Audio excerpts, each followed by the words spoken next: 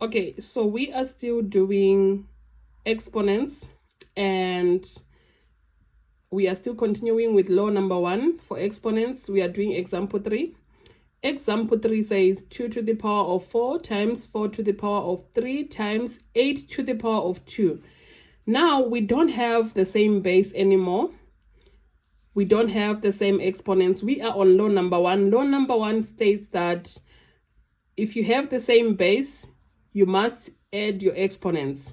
So now the trick now is that we don't have the same base. So we need to now change these bases to be exactly the same. So we know that 2 is the smallest base out of all 3. So we can change the 4 to be 2 squared or 2 to the power of 2. And we can change the 8 to be 2 to the power of 3, so that all our bases have got a base of 2.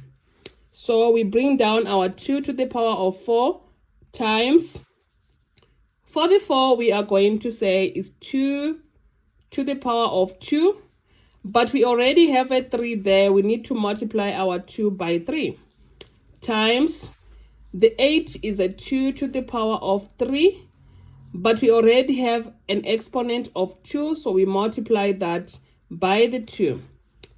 I think this is perfect. This is clear. From here now, that's when we move on to the next stage, where we now simplify our exponents.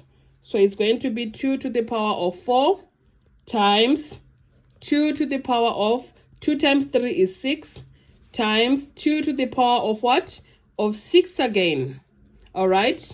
We move on to our next stage. Now that our bases are now exactly the same, we now go on to add our exponents. We only bring down one base of 2, and then we add our exponents. So it's going to be 4 plus 6 plus 6. And then our answer is going to be 4 plus 6 plus 6 gives us 16. If you want to further simplify this, you can go to your calculator and calculate what is 2 to the power of 16, and your final answer is going to be 65536, which is 65,536. All right. Let's continue to example 4. Example 4, they brought us some brackets there. There's no multiplication sign. But we know that if you have brackets, it means we are multiplying. All right. So what are we multiplying? We check our bases. First of all, you multiply your coefficients.